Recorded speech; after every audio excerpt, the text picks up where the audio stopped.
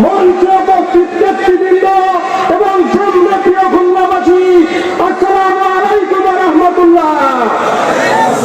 5ই আগস্টে আমরা ভেবে নিয়েছিলাম বাংলাদেশ থেকে বৈষম্য মুক্ত হয়েছে, কিন্তু এই 6 মাস পরে দেখছি এখনো বৈষম্য দূর হয়নি।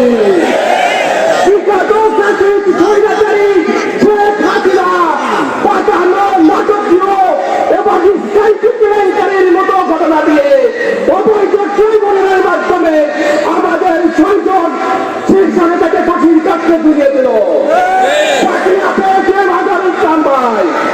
এখন এসে দেখছি তাকে এখনো মুক্ত করা হচ্ছে না। আজকে এই সমাবেশ থেকে বলতে চাই, অতি বিলম্বে মাজার বাড়িতে মুক্ত দিতে হবে। তাই আমাদের বাংলাদেশের ছাত্র শ্রমিক তথা জনগণ আবার রাজপথে নামতে বাধ্য হবে। আমরা সবাই মিলে আজকে এই সমাবেশ বাস্তবায়ন করে দেখিয়ে মাজার বাড়ি মুক্তি না হওয়া পর্যন্ত আমরা রাজপথে থাকবো ইনশাআল্লাহ।